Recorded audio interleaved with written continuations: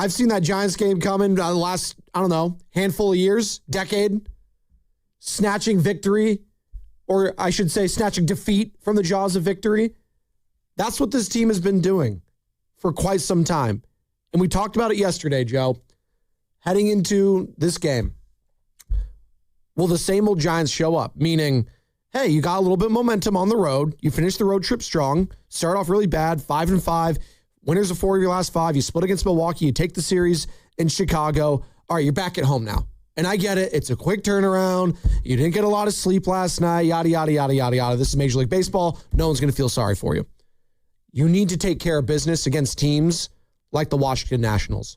Unfortunately, the Giants are a team that's 13 games under 500. They can't take advantage of anything right now. They can only control what they can control. And yesterday, things were going well for them. Logan Webb was balling, and I'm sick for him this morning. He's looked great since coming off from that knee injury, Joe. That is a positive I want to get to at some point. But 8 innings, 1 run allowed, only 5 hits, 7 strikeouts. And what does he have to show for it? 4-3 loss yesterday, and just a disappointing start to this homestand. And I said it a couple weeks ago. I refuse to get angry, but I know Giants fans are pissed. I know they are. It's just, they manufactured some runs in the bottom of the 8th that were just incredible. They finally bunting. I'm like, all right, let's go. We're finally bunting. Let's go. Yo, they bunted in a run. When was the last time you saw that? They bunted in twice, and it was great. No, it was legitimately great. We saw a coming-of-age moment for Bryce Eldridge, I thought multiple times in this game. He's looked fantastic. His discipline at the plate has been very, very impressive. It's just... Except for the last at bat. Then we get to the 9th. All right, so you brought up Logan Webb. Now, I'm just telling you how I feel watching the game. 7th and 8th inning. 6th inning was kind of like a tapestry of chaos, and he gets out of it without giving up a lot. And then you get to the 7th.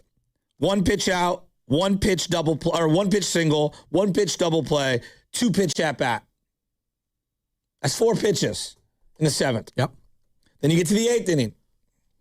1st pitch out, 6 pitch at bat, fly out to right field, 3 pitch, strike 3. He's coming off the mound. It's 1-1. Now, what's going through your head right then and there? I'm thinking, he's right around 100. Yeah. Probably keep him in. Probably. But I got to look in his eyes. I got to get a feel for how he's feeling. He's only been back 3 or 4 starts. Yeah. Since the IL, he is my ace. God, I don't want to take the ball out of his hand. This game feels huge. Yeah. Right? That's what I'm thinking. Yeah. Then they score some runs. It's a long inning. He's sitting down for quite some time, right? They had a challenge play on the Jung Hoo Lee. You had multiple pinch hits, at least opportunities to get guys up there. It felt like a long inning. So he's sitting a long time.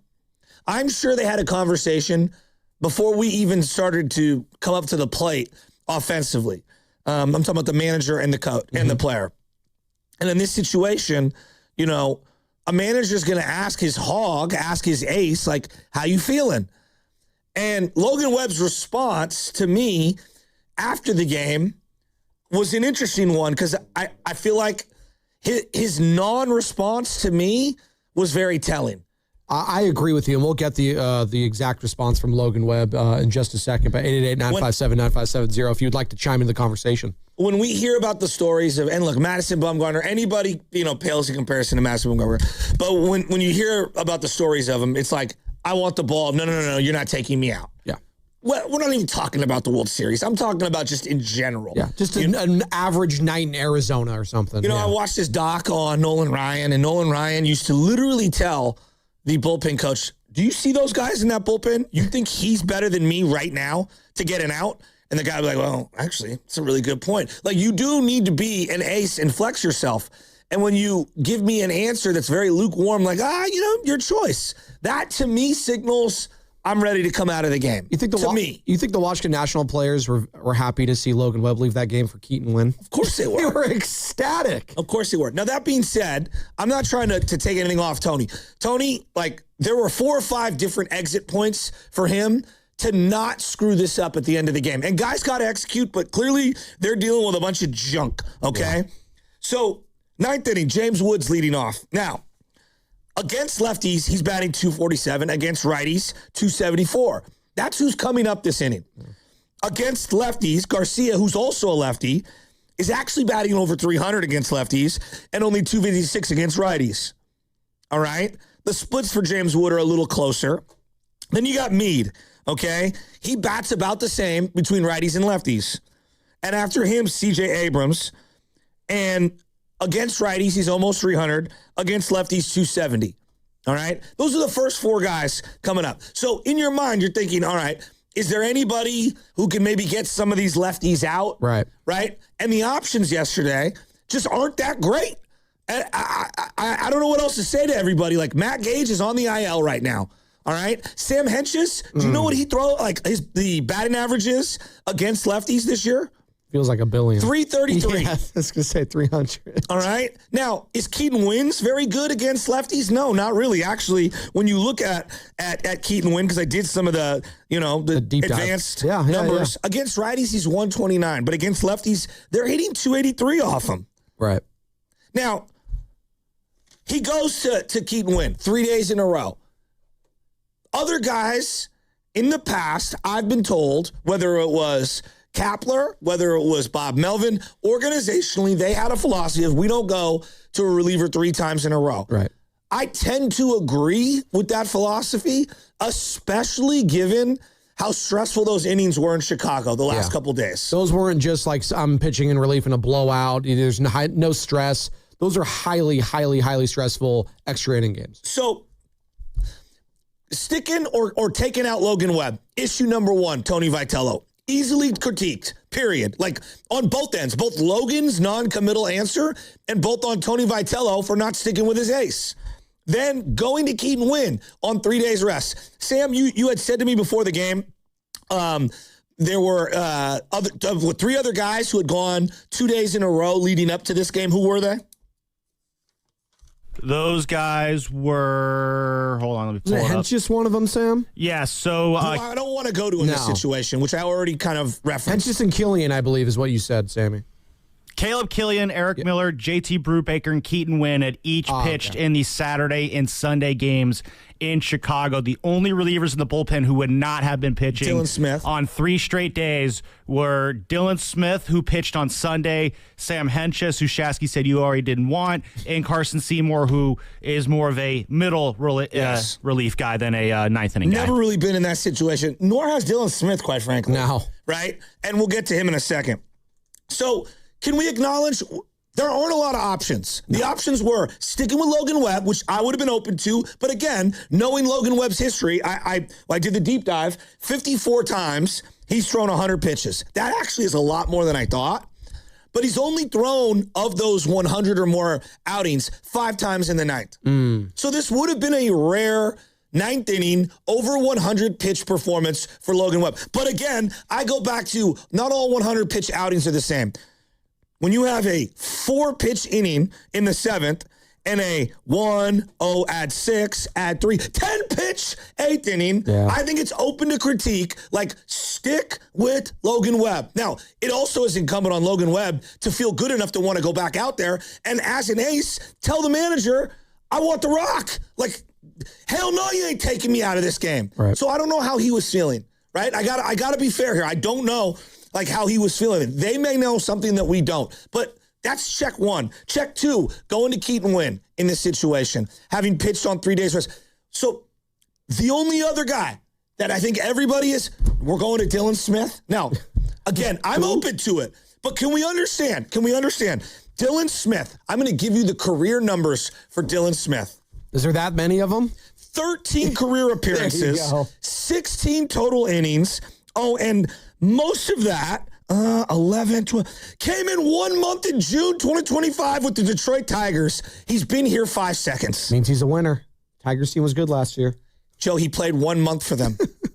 1.38 ERA. Yeah, but you're right. No, you're right. No, Again, you're right. You're look, right. I probably would have also maybe gone to Dylan Smith, but can we acknowledge The ridiculousness of the situation? No, we can acknowledge it. So now that being said, that's check mark number 2, right? Keegan Winn instead of Dylan, or instead of anyone else coming out of the pen. Eric Miller has been all over the place lately. I don't want to see him, and he's had high stress innings. Yeah. I don't trust Brew Baker or any of these other guys. All right, so James Wood gets a ground ball to first base. Boom, out number 1. Wow, get a quick out. Yeah. Second guy comes up. Garcia, who I've referenced, all right? And Garcia made a hell of a play in the 9th inning to actually save 90 feet from Jung Hoo Lee, where he cut the ball off on the errant throw. Right. He comes up and he doubles one off the wall. You got Jonah Cox in center. I thought Jonah misplayed that ball. I thought he could have had a minute play on that. Hell, well, I thought Garcia, he pimped it, looked He at it for did. 5 seconds. I was like, dude, if you kept running right out of the box, you might have gotten a triple. 100%. So now you got a runner at second, okay? Curtis Meade down 0-2 with 1 out. He's down 0-2. Oh, you throw a ball, throw another ball. It's 2-2, and you hit him. And you just hit him. Yeah. And you can see right then and there, like, all right, Keegan Winn doesn't really have great control. No. That would have been exit point number 3 for me to say, all right, let's take Keegan Winn out of this game. It's first and second, okay? I have a guy in CJ Abrams coming up to the plate, and I'll give you his numbers with runners in scoring position in a second. And I told you what the numbers are for Keegan Winn against lefties. They're batting almost 283 against him this year. It's one of their best RBI guys, all right? You have an open base. Second most RBIs in baseball, by the way, CJ Abrams. He's a guy I would have considered walking in that scenario to get to, I don't know, some guy named Dylan Cruz, who's the number 2 overall pick, who's batting 184 right now. Yeah. Okay? Basically under 200 against both lefties and righties. That's the guy I would have attacked. Now, it's 0-2 against CJ Abrams. And you got 1 knee down from Eric Haas. And I've talked about this. So he's got 1 knee down on the left-hand side. They're going to go away to him because he's a lefty.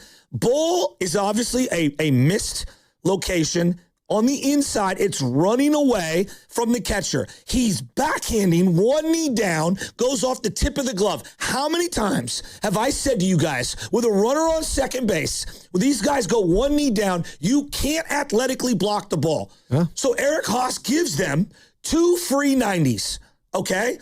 Tony Vitello, automatic walk right now. Automatic walk. To me, automatic walk right here. This is checkpoint number 4 where we have issues, all right? You got to walk him. You just got it. You have an open base. This guy, CJ Abrams, 333 with runners on second and third. Why am I going to pitch to him in this situation? Why? Go to Dylan Cruz. Walk him and go to Dylan Cruz. I That's agree. what I would do, all right? A guy's scuffling, and Dylan Cruz 3 for his last 24. They pitch to him. He hits a chopper up the middle. We got a tie ball game. And you saw it coming a mile away. Yeah. And so, I've defended him. You know, I have. I've defended Tony Vitello. Last night is impossible to defend. Then he strikes out Dylan Cruz. Doesn't, after the base hit CJ Abrams, doesn't replace him. Sticks with him. And then CJ Abrams steals second base. Because, of course, every team in baseball steals a base but us. Well, and then they saw it coming, which is the worst part, and Haas just airmailed it. It's a horrible throw. He's not even close. He's had moments, but he's not great. And then another base hit single to center fielder Jonah Cox. Boom. He scores. It's 4-3 Washington. You coughed up an ace performance by Logan Webb. He doesn't take the ball in the 9th. You go to Keegan Winn. You don't walk the bases loaded. You don't remove Keegan Winn at any point. You stick with Keegan Winn after the game is tied, which it just doesn't make any sense. And then after it's 4-3, then you take out Keegan Winn for Dylan Smith. Now, I'm not here to say and bang the drum that Dylan Smith is anything special, but my goodness, can't you, a blind person could have seen that Keegan Winn didn't have it last night. Yeah. Now, again, I will grant you, there are a bunch of guys that I do not trust in this bullpen, and I am putting equal blame, not only on Tony Vitello, the rookie manager, who at 4 or 5 different intervals made the wrong decision, but also on Buster Posey for putting together a team that is begging, the fan base is begging for career 13 appearance Dylan Smith to come in and save us. And it masks another ace-like performance from Logan Webb. Jung Hoo Lee. It masks Oh my Jung Hoo Lee God. having another great game. Chapman having a great game. Yeah. And the coming of age of Bryce Eldridge, who's almost batting 300 and rips one down the line late in that game. Yeah. Joe, That's what when the you have Giants an have done. open base, I watched Barry Bonds for the entirety of his career. Okay, that's Bonds. I get it. He's special. He's unique. I will always live by let's set up the force in this situation and let's not let the best player on the other team beat us. Yeah. Look at I didn't have to go splits. Look at the batting average. Who do you fear more? Dylan Cruz? CJ Abrams? I mean, it's the same in other sports. We talk about it all the time. And it seems in baseball, we just like to forget. Like, do you want LeBron James or Mario Chalmers beating you? Well, give it to Mario Chalmers. And you tip your cap if he does. Exactly. Like, it's the same in football. Like, make Ricky Pearsall beat me, not George Kittle, not Mike Evans. Let's try to take away those players. Like, baseball's the same thing. CJ Abrams has been one of the best players in baseball. He's been one of the best clutch players in baseball. I know RBIs, we don't love him as much as we used to. No. The guy's second in Major League Baseball in RBIs for a reason. He's been incredible. And as you referenced, they got a young rookie right there. Inexperience. Like, it'd be the same thing on the other side. Like, if I'm the Nationals, like, do I want to take my chances with Rafi Devers or Bryce Eldridge? Now, Bryce Eldridge has been way better than Cruz has been this season, but still, I'll take my chances with the rookie because this is what he looked like in his final at bat. Bryce Eldridge, hey, it was a clutch moment. Unfortunately, hey, them the breaks, 3 fastballs. He was sitting on the slider, didn't work. Night, see you later. And I was rooting for him. I think we were all sitting at the edge of our seats. I was like, hey, is this going to be Bryce Eldridge's moment? Finally. Willie Adames, warning track power. Maybe another ballpark. Maybe that's gone, but not AT&T, not late, not with the marine layer, and it was raining earlier that night too, so I'm sure the air was much heavier.